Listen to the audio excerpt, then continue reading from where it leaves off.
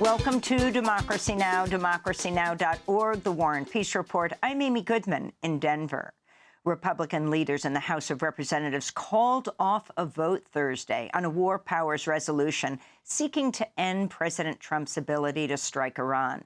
Its abrupt cancellation came as Republicans were on the verge of losing the vote as several members were absent from the House floor.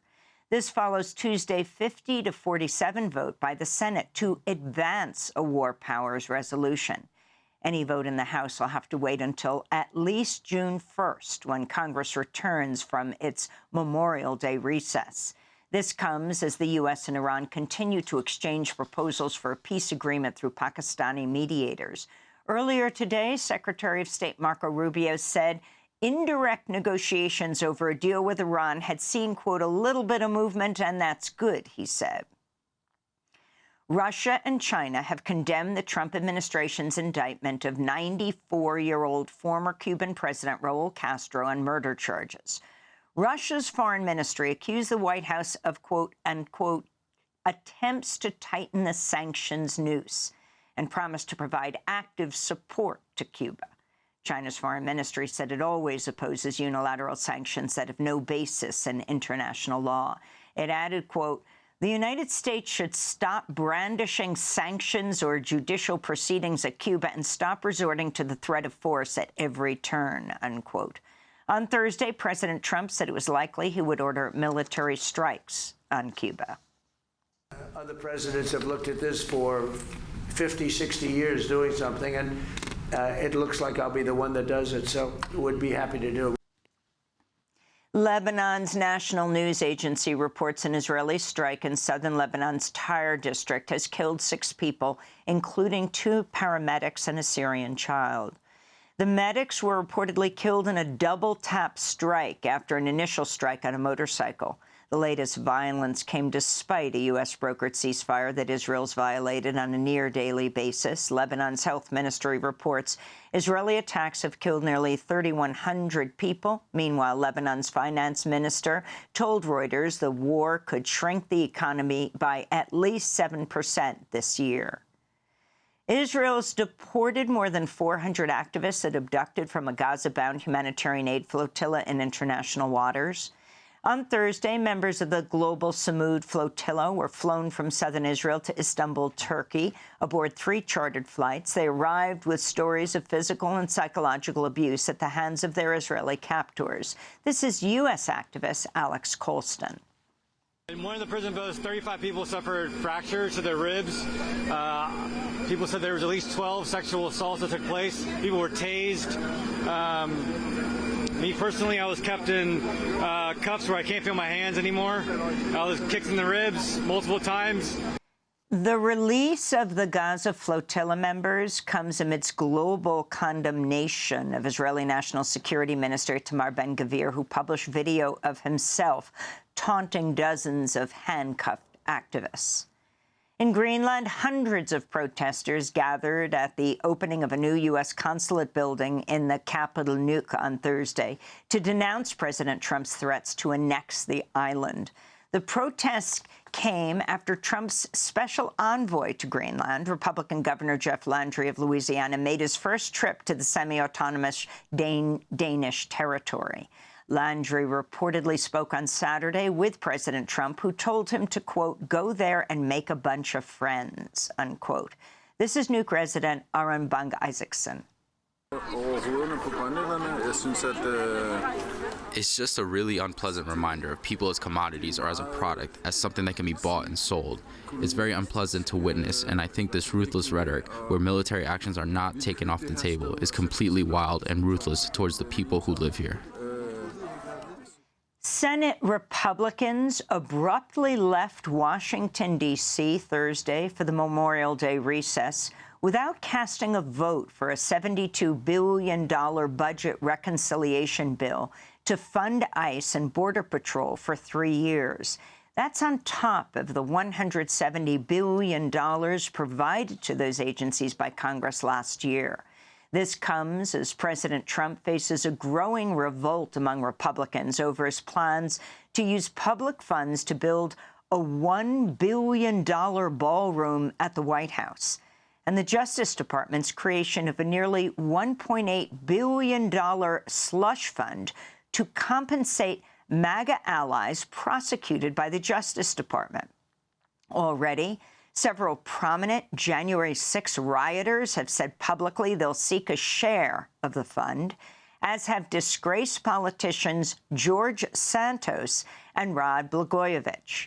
On Thursday, Senate Republicans met with Attorney General Todd Blanche behind closed doors. The Hill reports the meeting became a screaming fest after Blanche refused to limit who would be eligible to get paid by the fund. North Carolina Republican Senator Tom Tillis called the plan stupid on stilts. It will invariably put us in a position where your taxpayer dollars and my taxpayer dollars could potentially compensate someone who assaulted a police officer, admitted their guilt, got convicted, got pardoned, and now we're going to pay them for that? That's absurd. The American people are going to reject this out of hand. Meanwhile, congressional Democrats have introduced legislation to block the Trump's Justice Department's new slush fund. A bill authored by Maryland Congressman Jamie Raskin would bar the use of any federal funds to back the settlement and would limit payouts. Other legislation proposes a 100% tax on future beneficiaries. To see our interview with Congressmember Jamie Raskin, go to democracynow.org. In Arizona, Tucson advocates are demanding the release of activist DACA recipient Carla Toledo, who was violently detained at her home earlier this week. Federal immigration agents forced their way into Toledo's house to arrest her without reportedly showing a warrant. Toledo has lived in the U.S. since she was a year old and obtained deferred action for childhood arrivals, or DACA, which protects immigrants who came to the U.S. as children from deportation. But under Trump's second term, DACA recipients have been increasingly targeted. In Oregon, body camera footage obtained by the group Innovation Law Lab shows federal immigration agents pulling over a van of farm workers, then smashing the windows and using a facial recognition app to identify and arrest the workers without a warrant. The footage was disclosed as part of a class action lawsuit filed against the agents' violent tactics and racial profiling following the farm workers' detention in October. In related news, activists say at least 20 immigrants jailed at the Desert View Annex ICE detention facility in Adelanto, California, have started a hunger strike to protest inhumane conditions, including medical neglect and unsafe drinking water. Immigrants also say food portions have been reduced, forcing them to have to purchase items sold in the commissary at exorbitant prices. The Adelanto ICE jail is operated by the private prison company Geo Group. At least 4 immigrants have died there since September. In Chicago, all charges against 4 activists who were arrested last year during mass protests against immigration raids outside the Broadview ICE facility have been dismissed. During a court hearing Thursday, the U.S. Attorney's Office admitted federal prosecutors committed misconduct during the grand jury proceedings that resulted in the indictments, including having conversations with grand jurors outside the courtroom. This was one of the most high-profile prosecutions against activists following Trump's so-called Operation Midway Blitz crackdown, when hundreds of mass federal immigration agents flooded the streets of Chicago. The defendants came to be known as the Broadview Six. Ultimately, 4 activists faced the remaining charges, including former candidate for the U.S. House, Kat Abu Ghazala. Here in Colorado, Democrats have censured their party's highest elected official, Governor Jared Polis, for granting clemency to an election denier who is convicted of tampering with voting systems. Last Friday, Governor Polis announced he was commuting the 9-year prison sentence of former Mesa County Clerk Tina Peters, who was convicted of conspiring with allies of President Trump to breach voting systems in 2021 in an effort to prove Trump's claims of a rigged 2020 election. On Wednesday, the Colorado Democratic Party State Central Committee voted to rebuke Governor Polis, writing, quote, "Reducing her sentence now, under pressure from Donald Trump, is not justice.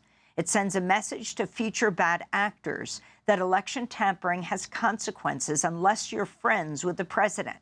That's a dangerous and disappointing precedent to set," unquote.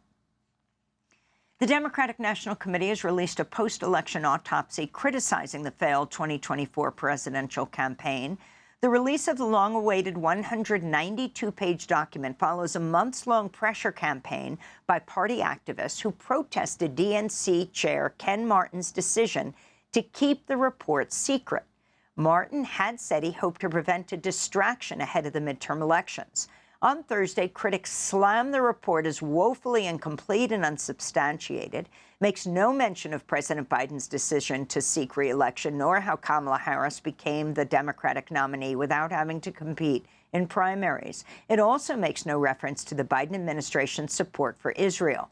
Graham Plattner, the frontrunner among Democrats seeking to challenge Maine Republican Senator Susan Collins in November, wrote, quote, "The words Gaza and genocide appear precisely 0 times in the DNC autopsy. Turning a blind eye to crimes against humanity was a grave injustice and a terrible election strategy," unquote. In San Diego, more than 2,000 people gathered Thursday to mourn Amin Abdullah, Mansour Kaziha, and Nader Awad, who were killed in a shooting at the city's largest mosque. The 3 victims were remembered as heroes as they attempted to stop 2 attackers when they opened fire at the Islamic Center of San Diego Monday. The center's imam, Taha Hussein, addressed the crowd during Thursday's Janazah Islamic funeral prayer service. Let's work together to stop this hatred, stop this racism, stop dehumanizing the Muslim community. So we can live together in this very diverse society, very diverse nation. We can live together as brothers and sisters, loving one another and working together for the betterment of our community and our society. This comes as more details have emerged about one of the suspects, Caleb Vasquez, who came to police attention more than a year before the mosque attack over his disturbing behavior, idolizing Nazis and mass shooters. Last year, police obtained a court order to confiscate dozens of his father's weapons from the family home. Vasquez had also been previously confined in an involuntary psychiatric hold. The new revelations came as part of documents filed in a San Diego court raising questions about the authorities' inability to prevent the mosque shooting. And Tennessee has called off the execution of Tony Carruthers after prison officials were unable to find a vein to administer lethal injection drugs. On Thursday, Republican Governor Bill Lee issued a 1-year reprieve to Carruthers over the botched execution, which came despite his claims of innocence and demands for a new trial.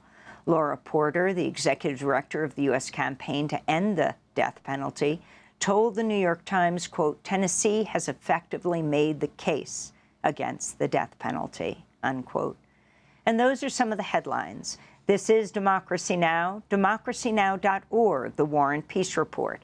I'm Amy Goodman in Denver with Juan Gonzalez in Chicago. Hi, Juan. Hi, Amy, and welcome to all of our listeners and viewers across the country and around the world. Thanks for watching Democracy Now! On YouTube. Subscribe to the channel and turn on notifications to make sure you never miss a video. And for more of our audience-supported journalism, go to democracynow.org, where you can download our news app, sign up for our newsletter, subscribe to the daily podcast, and so much more.